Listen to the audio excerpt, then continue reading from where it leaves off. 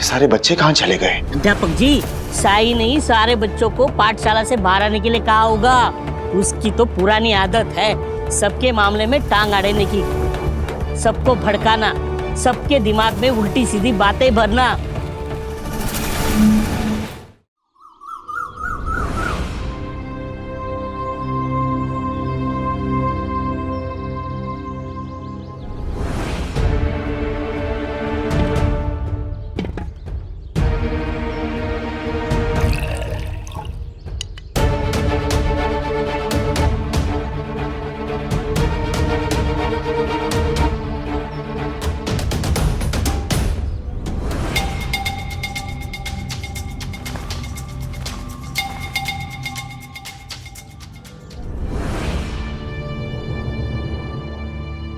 प्रणाम अध्यापक जी। अध्यापक जी।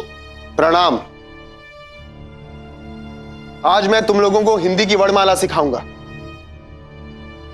अपनी अपनी तख्तियां बाहर निकालो।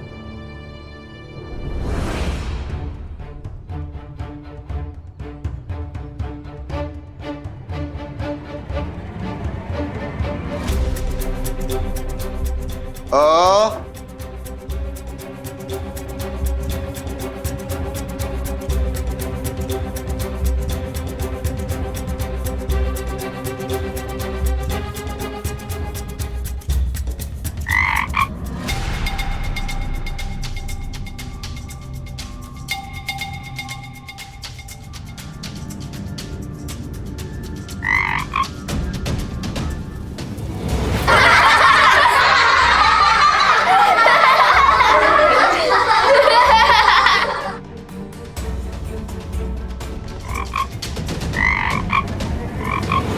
अध्यापक जी, क्या है?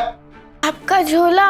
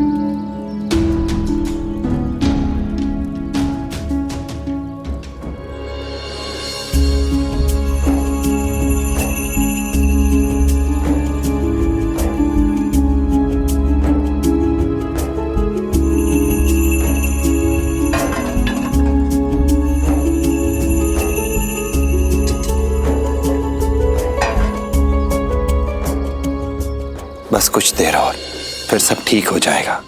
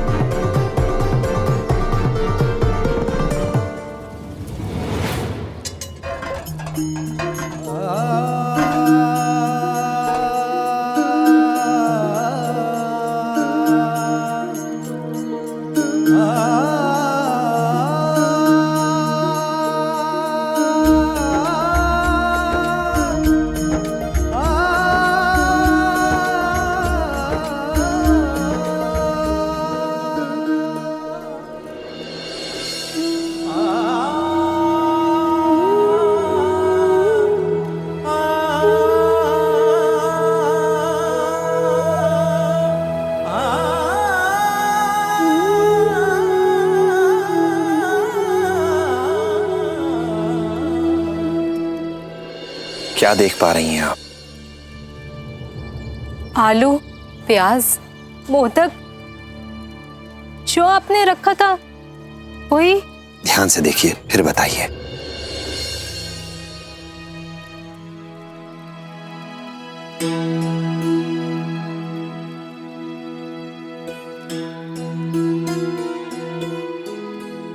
सब अच्छी तरह पक गए हैं। आलू, प्याज और मोदक तीनों को एक ही बराबर गर्म पानी मिला, एक ही भाप मिली,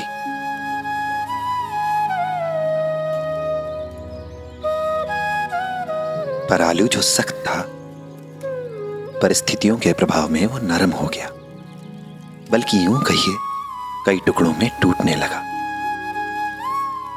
प्याज जो गहरे रंग का था, भाप के प्रभाव से उसका रंग फीका पड़ गया। मोदक जो बहुत नाजुक था, वो भाप से कठोर हो गया। इसी प्रकार इंसान भी जब बुरी परिस्थितियों से गुजरते हैं, कठिनाइयों से जूझते हैं, जीवन में नई चुनौतियां आती हैं, तो उनका प्रभाव भी, उनकी प्रतिक्रिया भी अलग अलग होती है। अब आप बताइए, आप इन तीनों में से कौन है?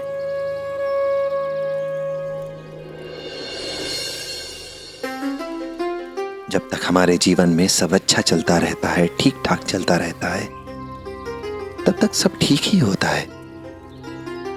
हमारा ध्यान परिस्थितियों की ओर नहीं जाता।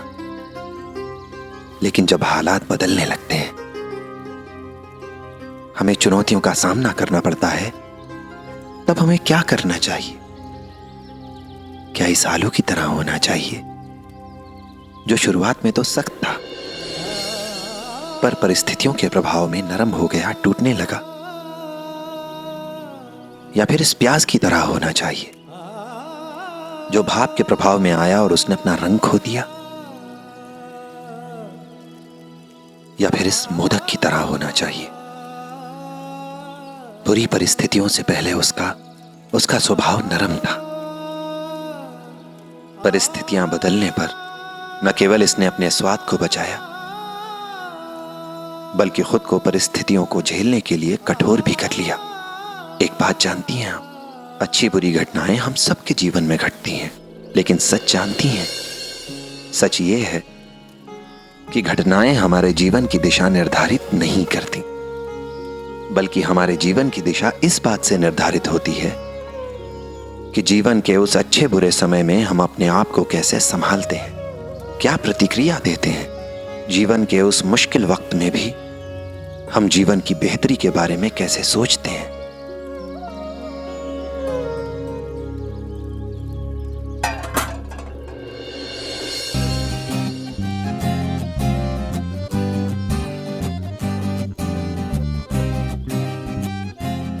जो चला गया वो कभी वापस नहीं आएगा, लेकिन आपके सामने आपका और आपके बेटे का भविष्य है। आपको ही संभालना है उसे। जो बदल नहीं सकती उसे स्वीकार करिए और आगे देखिए। देखना ही होगा, क्योंकि अगर आप बिखर गई तो सब कुछ बिखर जाएगा। कठिन होगा, लेकिन जो करना है वो करना है।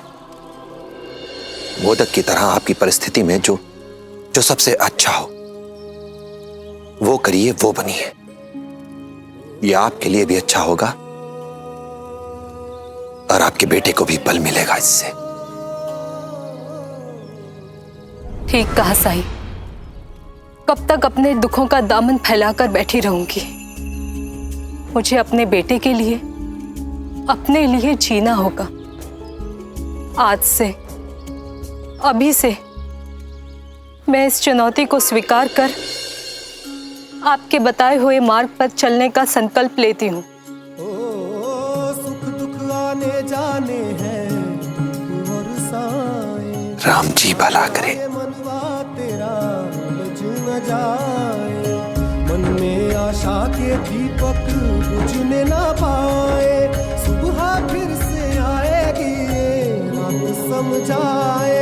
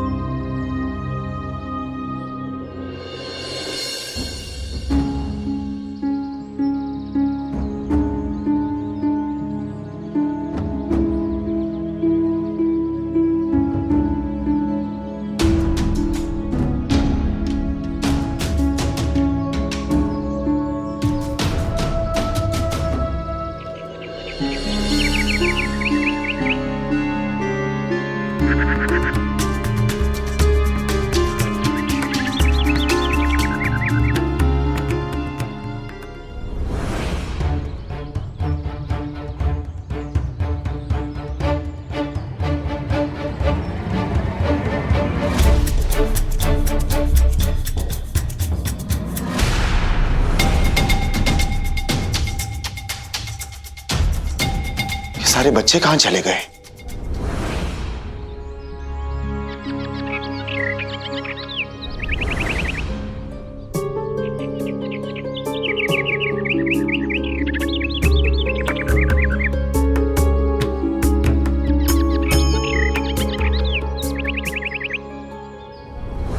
चलो।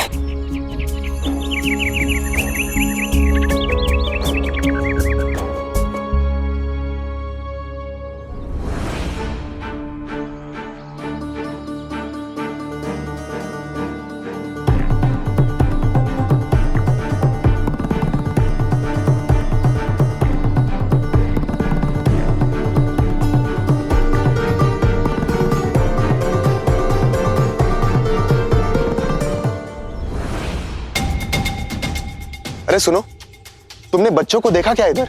वो पाठशाला वाले बच्चे। नहीं देखा।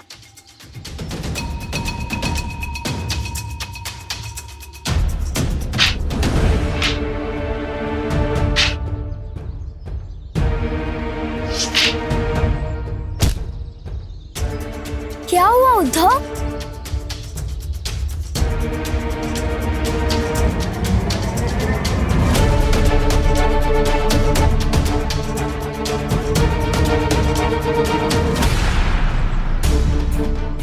यहां से कोई बच्चे गुजरे क्या?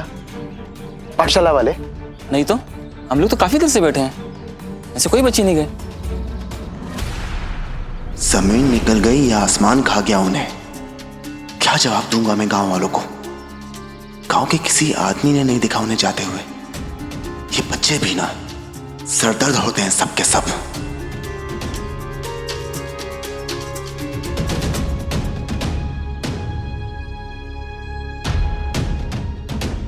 सबने कक्षा क्यों छोड़ी? साई, ये नए अध्यापक जी हमारे पुराने वाले अध्यापक जी जैसे बिल्कुल नहीं है। हर बात पे गुस्सा करते हैं, छड़ी दिखाते हैं। हाँ साई, गोविंदा को कल खुजली हो रही थी तो इसके लिए उस बेचारे को धूप में खड़ा होना पड़ा, वो भी नंगे पैर। और आज तो बिना गलती के हम सबकी पिटाई की। साई, अगर हम में से किसी को पता होता कि वो गलती किसने की है तो हम बता चुके होते। हाँ, हमें तो पता नहीं, फिर भी कूट दिया और कह रहे थे आगे और कूटेंगे। और शांत हो जाओ। कोई एक पूरी बात बताओ, शुरू से। मैं बताती हूँ।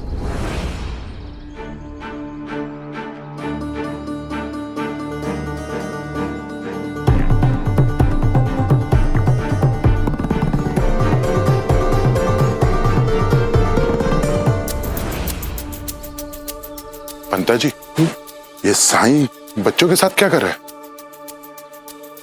हाँ अंता जी, बच्चों को तो पाठशाला में होना चाहिए था।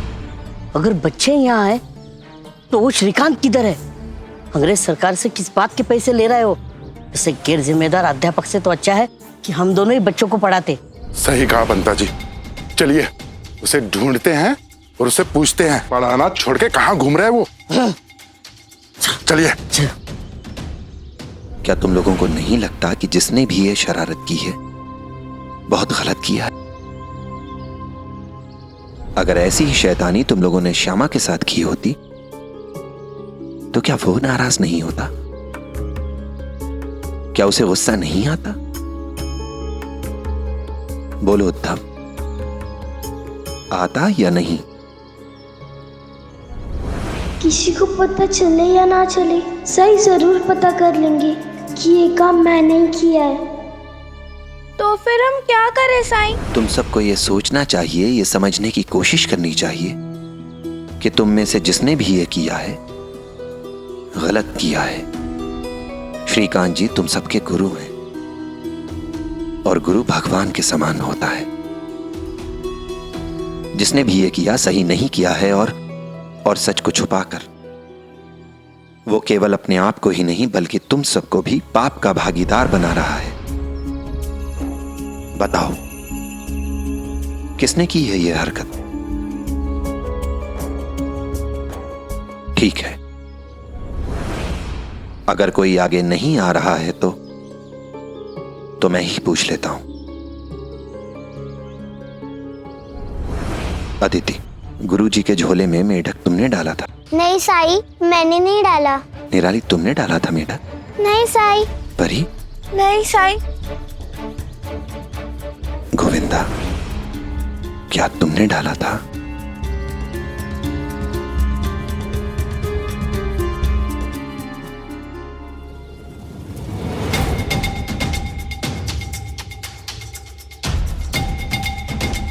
अध्यापक जी, बच्चों को छोड़कर कहाँ पे घूम रहे हो?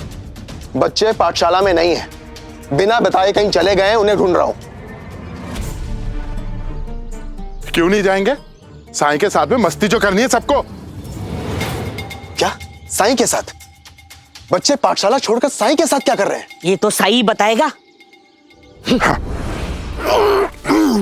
अध्यापक जी, साई नहीं सारे बच्चों को पाठशाला से बाहर आने के लिए कहा होगा।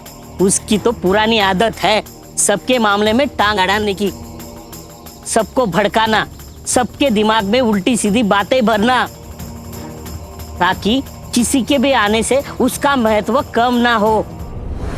आप यहाँ पे नए हो ना, इसीलिए सचेत कर रहा हूँ, सावधान कर रहा हूँ। साई से दूर रहने में ही आपकी भलाई है। अरे रुको, कहां लेके जा रहे हो इसे अपने साथ? ये मेरा विद्यार्थी है, मेरी जिम्मेदारी है ये। पर इस समय इसे उपचार की जरूरत है। आप सही कह रहे हैं, कल उसने मेरे काम में भी दखल दी थी। आज मैं उसे बताऊंगा कि मैं कोई आलतू फालतू नहीं हूं। ब्रिटिश सरकार द्वारा नियुक्त सरकारी अध्यापक हूं मैं। कानून मेरे साथ है, किसी की भी इतनी औकात नहीं है कि वो जो चाहे मेरे साथ कर सकता है।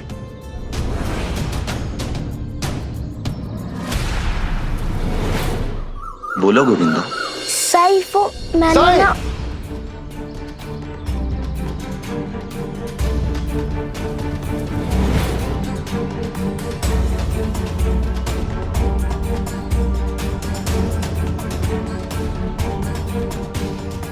ये क्या मजाक लगा के रखा है आपने साईं? अब क्यों मेरे बच्चों को पाठशाला से उठाकर यहां लेकर आए? आखिर क्या परेशानी है आपको मुझसे? आप क्यों मेरे काम में हस्तक्षेप कर रहे हैं? अध्यापक जी, साई ने हमने मैंने तुमसे पूछा? तुमसे पूछा मैंने साईं से पूछा। तुम साईं हो? अब अगर तुम में से किसी ने भी बीच में बोला तो कल पूरा दिन धूप में खड़ा रहना होगा, वो भी नंगे पैर।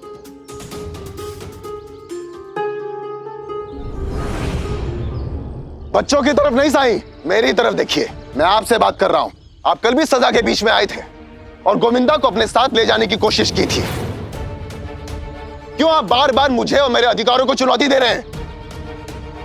अब सुनिए, आइंदा से आप अपनी हद में रहेंगे, वरना मैं आपकी शिकायत अंग्रेज सरकार से कर दूंगा। क्या बच्चों को शिक्षित करने में मुश्किलें खड़ी कर रहे हैं? आखिर क्या चाहते हैं आप? कि आप ही की तरह बच्चे भीख मांगकर अपना जीवन यापन करें? भिखारियों की टोली खड़ी करना चाहते हैं आप?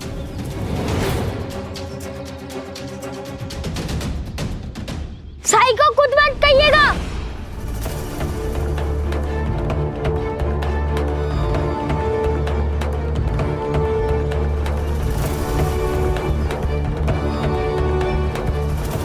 और ना आप मेरे दोस्तों को कुछ करेंगे। मैं नहीं डाला था आपके झोले में मेंढक। आप बहुत गंदे हैं।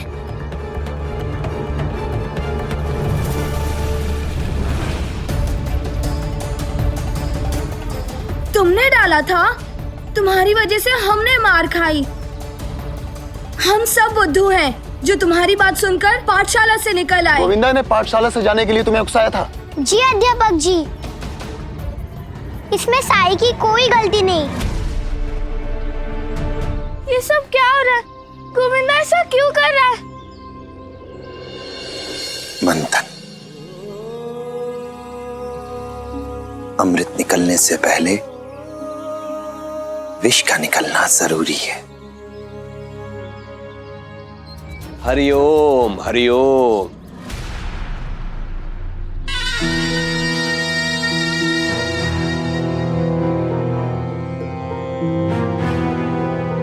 रुक्मिणी,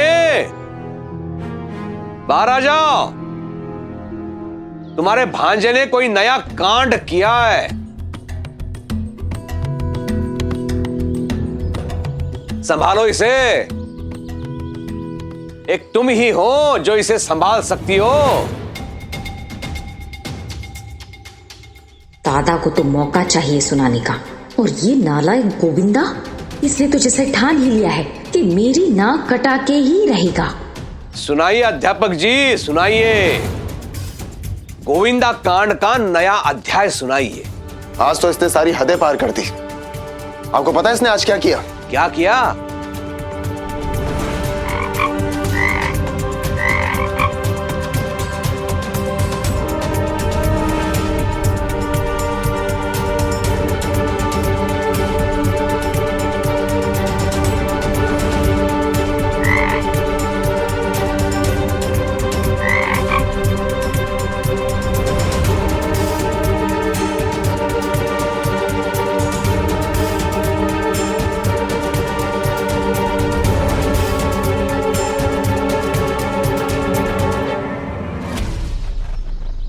दुख होता है सुनकर अध्यापक जी, गर्दन झुक जाती है। बच्चा है ये। एक बच्चा कैसा व्यवहार करे ये निर्भर करता है उसके मां के दिए गए संस्कारों पर।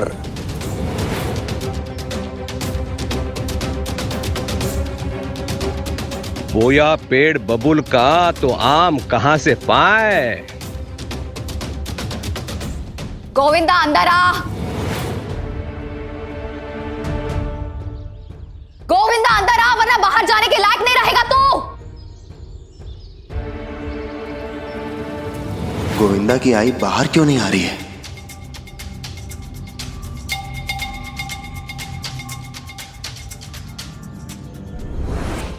रुक जाओ। उन दोनों के बीच में हस्तक्षेप नहीं करोगे तुम।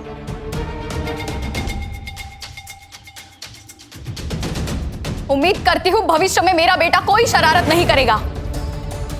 दादा सही कहते हैं, एक बच्चे को अपनी मां से ही संस्कार मिलते हैं। गलती तो मुझसे ही हुई है कि मैंने मेरे बच्चे की परवरिश किसी और के हाथों होने दी, लेकिन अब नहीं। अब मेरे बच्चे को मैं खुद संभालूंगी, उसे सुधारूंगी मैं।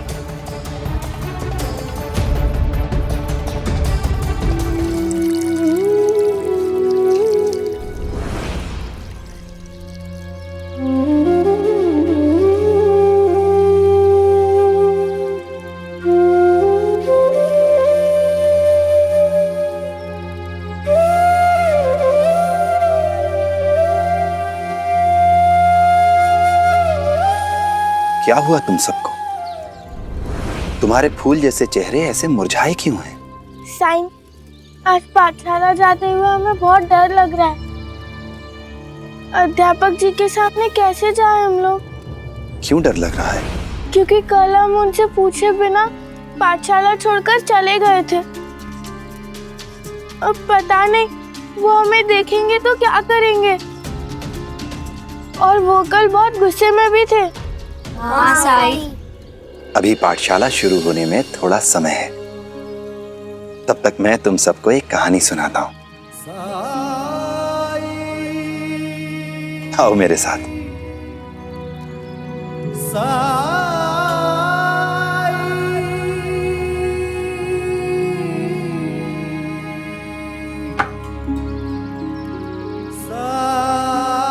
बैठ जाओ।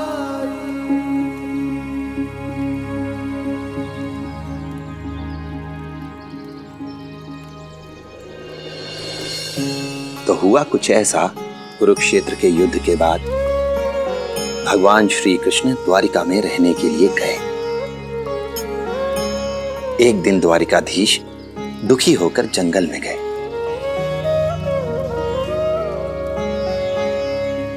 जहां उन्हें बहुत सुकून मिला।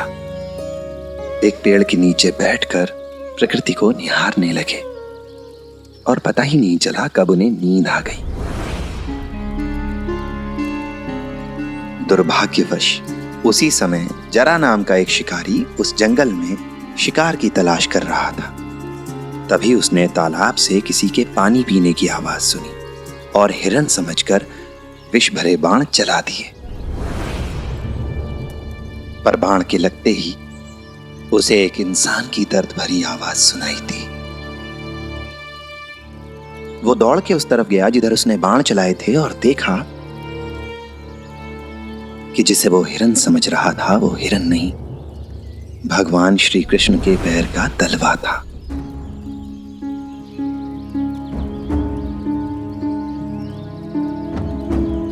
जरा नाम के उस शिकारी को बहुत दुख हुआ।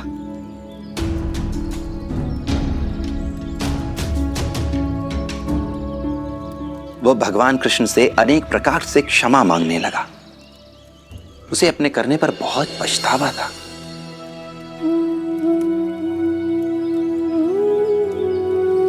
तब जानते हो असुरों का नाश करने वाले मधुसूदन ने क्या किया।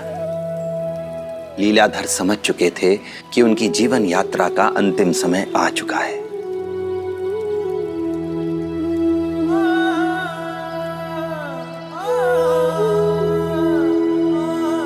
उन्होंने जरा को क्षमा कर दिया।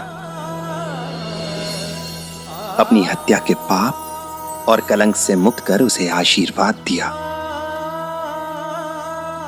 अगर गलती स्वीकार कर सच्चे दिल से माफी मांगी जाए तो कोई भी माफ कर सकता है। तुम सब भी अपनी गलती स्वीकार करना और अपने अध्यापक जी से यह वादा करना कि यह गलती अब दोबारा नहीं होगी।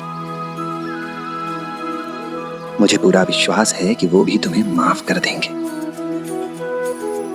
गुरु और शिष्य के संबंध धीरे धीरे सुधर जाएंगे जब तुम लोग अपने गुरु को और गुरु तुम्हें समझने लगेंगे।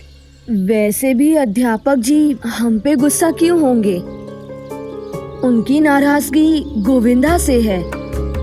उसका किया धरा है, वो भुगतेगा, हम नहीं। सही कहा। गोविंदा हमें फंसा के खुद मजे से सो रहा होगा अपने घर पे। गोविंदा अच्छा लड़का नहीं है, हमें उससे बात नहीं करनी चाहिए। लेकिन वो हमारा दोस्त है और दोस्त वो होते हैं जो कभी साथ नहीं छोड़ते, बल्कि दोस्त की बुराई को छुड़ाते हैं। तो सही कह रहा है। गोविंदा की किसी एक गलती के लिए उससे रूखा व्यवहार करना, उसका साथ छोड़ देना, ये तो अच्छी बात नहीं है। याद करो, सूखे के समय में उसने कुएं तक पानी लाकर हम सबकी मदद की थी। हाँ साईं, गोविंदा बुरा लड़का नहीं है। जानते, पिछले महीने उसने मुझे अपने गुल्लक के सारे पैसे दे दिए ताकि मैं बहेलिये से पक्षी खरीदकर उन्हें आजाद कर दूं। लेकिन पता नहीं आजकल वो ऐसा क्यों कर रहा है। सच तो ये है कि गलतियां हमें बुरा इंसान नहीं बनाती हैं। किसी इंसान की गलती से उसके चरित्र का आकलन करना, उसके व्यक्तित्व का आकलन करना, उसके बारे में अनुमान लगाना, ये सही बात नहीं है। व्यक्ति के बजाय हमें उन परिस्थितियों पर ध्यान देना चाहिए जिनकी वजह से वो गलती हुई है।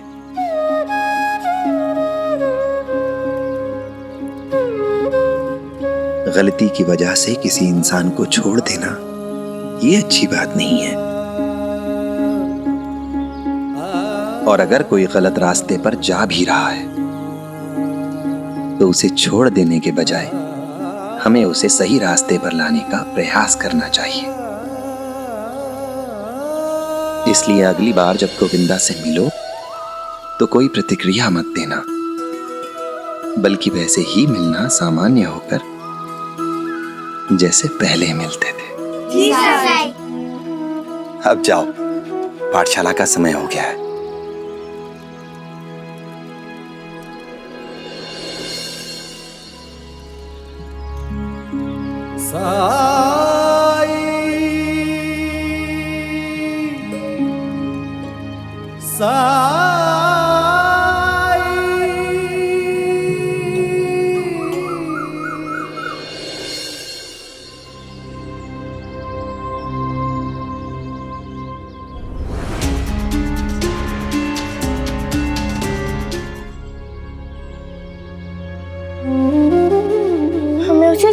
चलना चाहिए। याद है ना साई ने क्या कहा था? गोविंदा,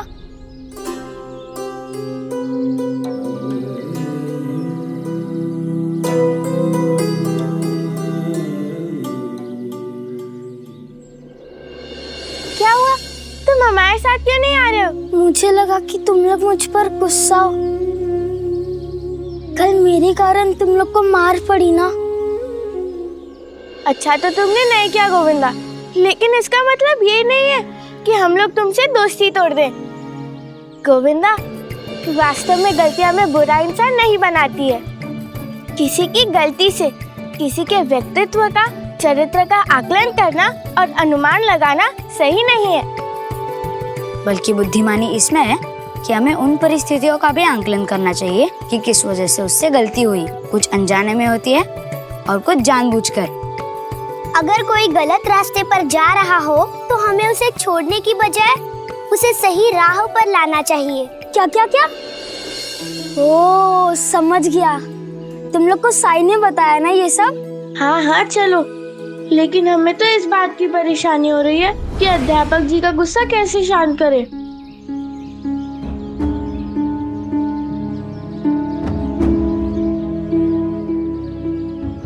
अगर हम अध्यापक जी के लिए मिठाई लेके जाए तो कैसा रहेगा?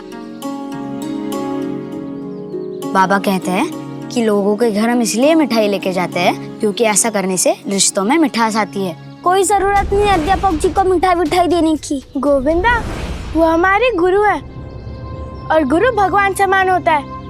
हमें उन्हें नाराज नहीं करना चाहिए। मैं नहीं मानता उनको अपना गुरु और ना वो भगवान है, क्योंकि उनके पास अक्ल ही नहीं है। तुम लोगों को पता नहीं है कि कल मेरे बारे में क्या हुआ। मेरी छोड़ो, मेरी गलती थी, लेकिन कल तुम सबने भी देखा कि अध्यापक जी ने साई के साथ कैसे बात की। उसके बाद भी तुम लोग उनका मुंह मीठा कराना चाहते हो। गोविंदा, साई ने ही हमें उनसे माफी मांगने के लिए कहा है, और जब साई ने कहा है तो ना करने का प्रश्न ही नहीं उठता। अब क्या कहते हो, साई की बात मानोगे ना?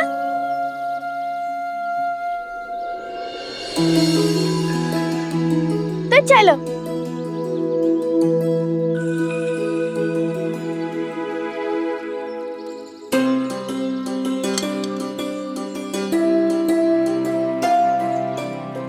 काका, जलेबी क्या भाव दिए?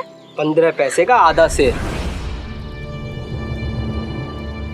बाप रे, ये तो बहुत महंगी है।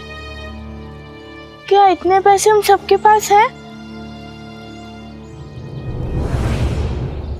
काका, हम थोड़ी देर में आते हैं। ठीक है।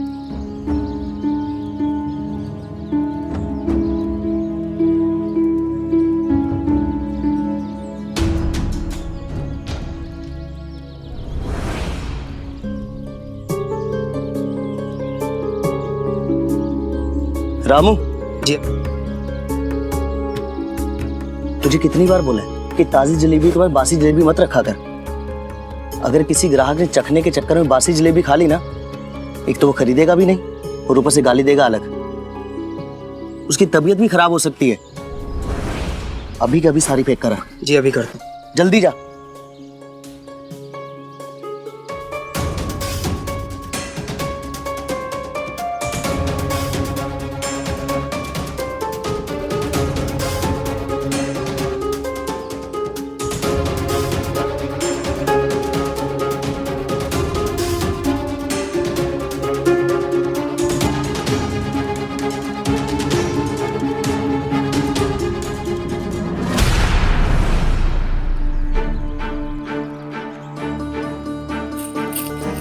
पहले तो मेरे साई पर चीखा, फिर मेरी शिकायत कर दी, जिस कारण मेरी इतनी पिटाई हुई। फिर भी ये लोग मिठाई खिलाना चाहते हैं अध्यापक जी को।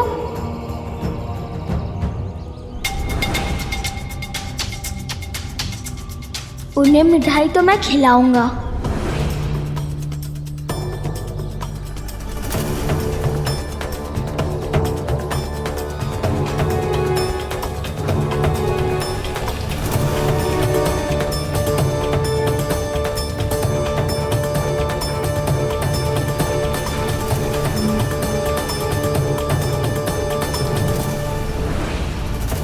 अब आएगा मजा। सब मिलाकर 7 पैसे हुए। क्या हुआ? सब मिलाकर सिर्फ 7 पैसे हुए। परेशान मत हो, मैं जलेबी ले आया। लेकिन तुम तो जलेबी देना नहीं चाहते थे। मन है, बदल नहीं सकता क्या? चलो।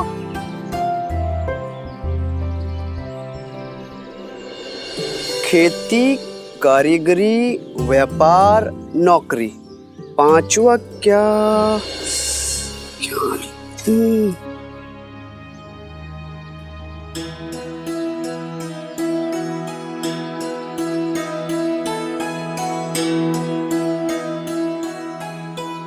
ये सारे काम पेड़ से कराने हैं क्या? पेड़ से? पेड़ भी कोई काम करता है क्या? तो फिर ये क्या लिख रहे हो? लिख रहा हूं मैं क्या क्या काम कर सकता हूं। 4 काम तो मुझसे हो सकते हैं, 5वां काम क्या लिखूं समझ नहीं आ रहा है। अगर 5वां काम सोच नहीं पा रहे हो तो इसका मतलब ये हुआ कि कोई 5वां काम है ही नहीं जो तुम दिल से करना चाहते हो। आपसे मतलब? आप हैं कौन? अपना काम धंधा है नहीं लोगों के पास, दूसरों के काम धंधे में टांग अड़ाने आ जाते हैं। क्या आप जानते नहीं, ये साईं है साईं।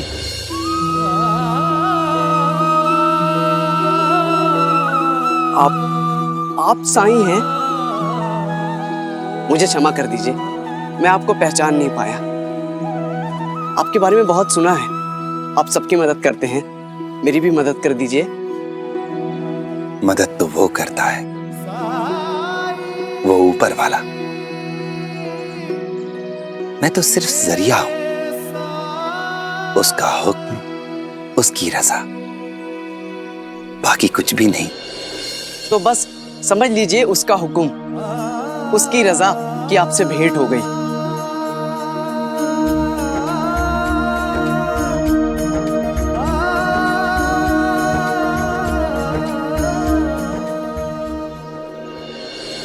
मेरा नाम हरिकिशन है और मैं जानना चाहता हूँ कि हर पेशे में इतने सारे लोग होते हैं पर हर किसी को कामयाबी नहीं मिलती। अब मेरे पिता को ही देखिए, वो कुम्हार थे, उन्होंने इतना कमाया कि हम लोगों को कभी रहने खाने की परेशानी नहीं हुई, आराम से रहते थे हम। पर उनके जीवन में संघर्ष बहुत था, बहुत ज्यादा परेशान रहते थे, पर सफलता उनको उतनी मिली नहीं। अब मैं काम शुरू करने जा रहा हूँ, इसलिए मुझे ऐसा काम चाहिए जिसमें सफलता पक्की हो। मतलब आप समझ रहे हैं ना? मतलब सिर्फ रहने खाने भर का ना हो, उससे कहीं ज्यादा हो। पर ऐसा कौन सा काम है समझ नहीं आ रहा है साईं। फर्क इस बात से पड़ता है कि जिस काम को हम कर रहे हैं उस काम को करके हमें कितनी खुशी मिलती है, उस काम के लिए हम कितना समर्पित हैं, उस काम को कितनी निष्ठा से करते हैं। फिर चाहे भले ही खाने भर को पैसे मिले, हमें इस बात का संतोष रहता है कि हमने जो किया दिल से किया। पर साईं, इंसान काम करते वक्त तो दबाव में होता है, तनाव में होता है, सफलता असफलता के बीच जूझता रहता है। तो फिर काम करते हुए कोई आनंदित कैसे रह सकता है? उन मजदूरों को देख रहे हैं आप? जी।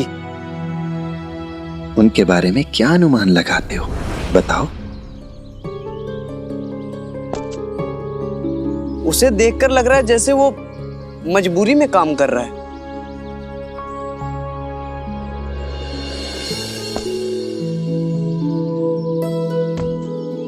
उस दूसरे को देखकर लग रहा है वो मेहनती है।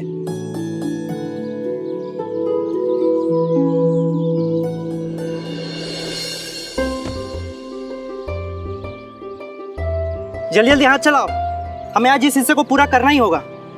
और देखो, सामान बर्बाद नहीं होना चाहिए। ये तीसरा वाला तो कमाल है, कितनी जल्दी जल्दी हाथ चला रहा है। लगता है इनके शरीर में चुस्ती और फुर्ती बहुत है। अब जाओ और उनसे एक एक करके उनके काम के बारे में पूछो। क्यों पूछना साईं, सब मजदूरी ही तो कर रहे हैं। वो मैं भी जानता हूं, पर कई बार देखने में और महसूस करने में एक बारीक सा अंतर होता है। जाकर पूछो तो सही।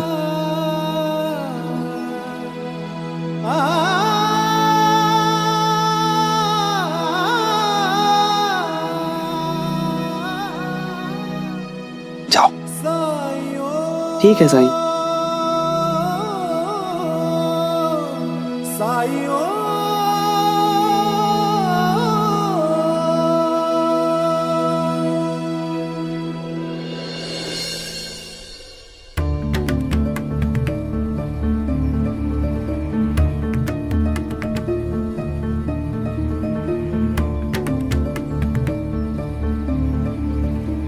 अध्यापक जी, कल जो भी हुआ उसके लिए हम सब आपसे माफी मांगते हैं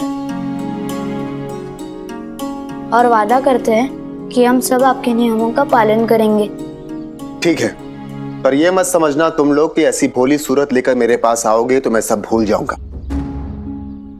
आज से मैं तुम सब पर कड़ी नजर रखूंगा।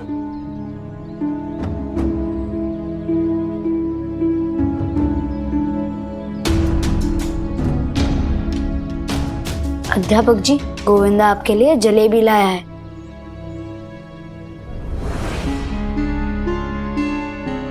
मुझे जलेबी नहीं, तुम सबसे अनुशासन चाहिए। जाओ, जाकर शांति से अपनी अपनी जगह बैठ जाओ। अध्यापक जी, मुझे क्षमा कर दीजिए, आपके लिए लाया हूँ। अगर आप नहीं खाएंगे तो मैं समझूंगा कि आपने मुझे माफी नहीं किया। हाँ अध्यापक जी, थोड़ा तो खा लीजिए। गोविंदा का मन रखने के लिए वही लेकर आया है हम सबकी तरफ से। हाँ अध्यापक जी, खा लीजिए ना थोड़ा सा।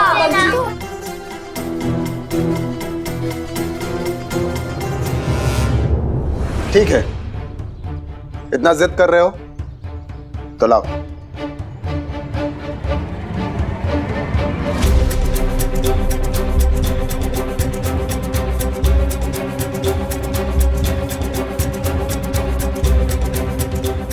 धन्यवाद अध्यापक जी। जाओ, जाकर अपनी जगह बैठो।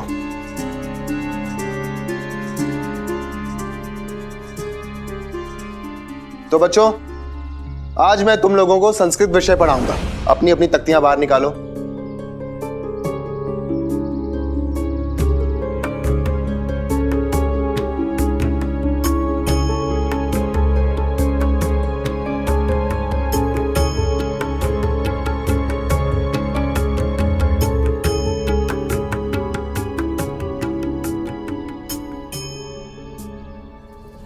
खाने का समय हो गया है, खाना खा लो।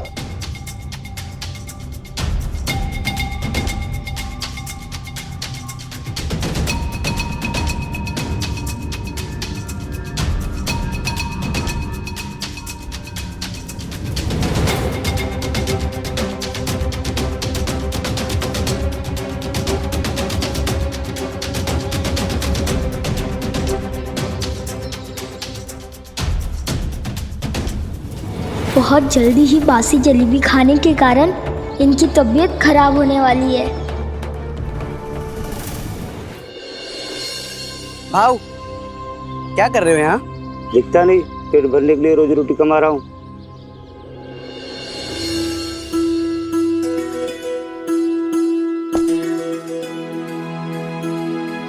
दादा, तुम क्या कर रहे हो?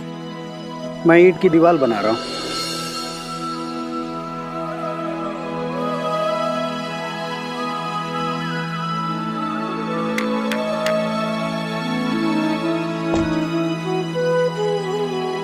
आप क्या कर रहे हो? मैं घर बना रहा हूँ और यह दीवार बहुत ही महत्वपूर्ण है क्योंकि इसमें मजबूती होगी तभी तो सुरक्षा मिलेगी और घर का मूल उद्देश्य ही सुरक्षित रहना है। सुनो भाई लोग, सब कोई अपनी अपनी मजदूरी लेने आ जाओ। मुझे किसी काम से बाहर जाना है।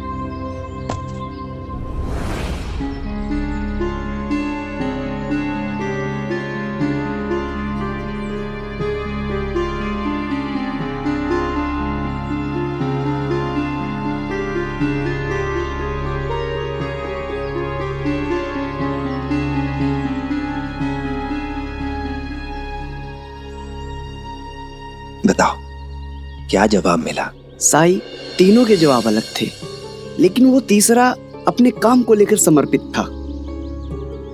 लेकिन ऐसे समर्पण का क्या लाभ है? तो वो भी मजदूर ही ना। जितने पैसे उसे मिलेंगे उतने दूसरों को भी। भले ही काम से प्यार है उसे, लेकिन वो सफलता के झंडे नहीं गाड़ लेगा। समय से बड़ा उत्तर देने वाला कोई नहीं होता। प्रतीक्षा करो। महेश, सेठ जी तुम्हारे काम से बहुत खुश हैं और कह रहे थे कि तुम्हें जो भी काम दिया जाता है वो तो तुम करते ही हो, उसके अलावा बहुत सारे काम तुम बिना बताए करते हो, जैसे कि सामान की देखरेख करना, बर्बादी से बचाना। इसलिए तुम्हारा ओहदा और तुम्हारे पैसे दोनों बढ़ा दिए गए। अब तुम मजदूरी नहीं करोगे, बल्कि मजदूरों के काम पे ध्यान रखोगे, उनसे काम करवाओगे। सफल होने की राह देखी तुमने? सच तो ये है कि सफलता किसी खास काम को करके नहीं मिलती, बल्कि काम को खास बना देने से मिलती है। कहने को तो तीनों एक ही काम कर रहे थे, लेकिन उनके काम के प्रति उनका दृष्टिकोण, उनका नजरिया अलग अलग था, जिसका असर उनके प्रदर्शन पर भी दिखा। तरक्की केवल तीसरे मजदूर को ही मिली, जबकि उसे तो पता भी नहीं था कि कोई उसके काम को देख रहा है, उसकी मेहनत, उसकी ईमानदारी को सराह रहा है। उसे तो बस केवल अपने काम से प्यार था। काम करने से आनंद मिलता था, संतुष्टि मिलती थी। ऐसे इंसान को सफलता की तलाश नहीं करनी पड़ती, सफलता खुद उसकी तलाश करती हुई उस तक पहुंचती है। इसलिए तुम पहले अपने घर जाओ और ये सोचो कि कौन सा काम तुम पूरे जोश, पूरे उत्साह के साथ कर सकते हो, और उसके बाद वही काम पूरी निष्ठा, पूरी ईमानदारी से करो। अपने मन को सही जगह पर, सही काम में लगाओ।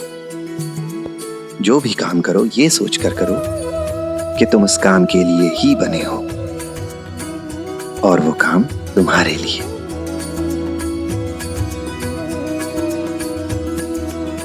आप सही कह रहे हैं साईं। अब मैं वही करूंगा जो मैं दिल से करना चाहता हूं, और जो भी काम करूंगा वो सच्ची निष्ठा और पूरी लगन के साथ करूंगा, सिर्फ पैसे कमाने के लिए नहीं। शुक्रिया साईं। राम जी भला करें।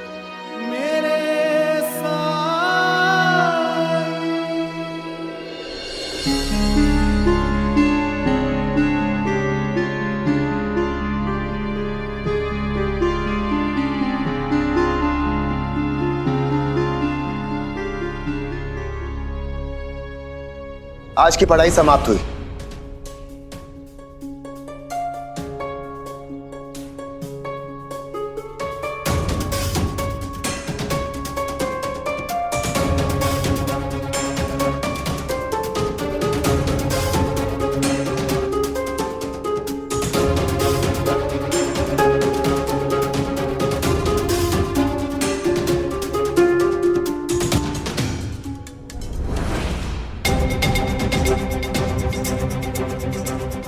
बासी जलेबियां घर ले गए खाने के लिए। अब तक कल की छुट्टी पक्की।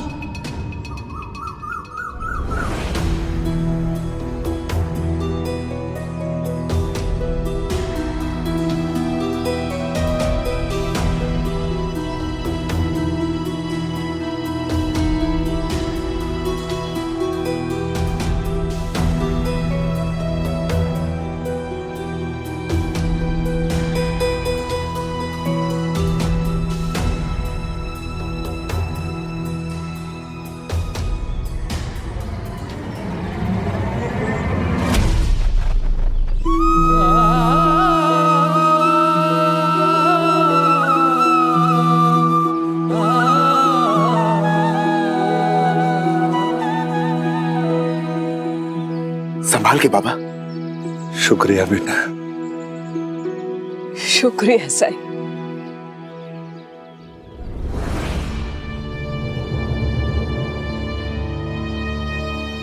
इस उम्र में इतना सामान लेकर कहां जा रहे थे आप लोग?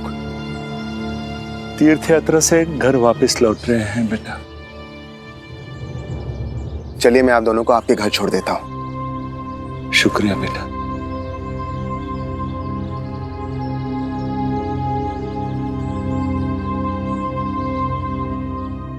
मैं कुछ मदद करूं?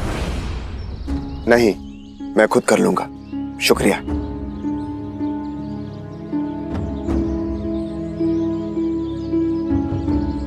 लाइए माँ जी।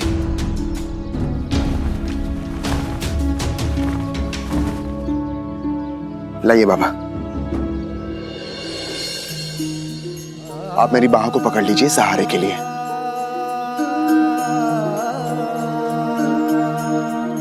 चलिए माँ जी।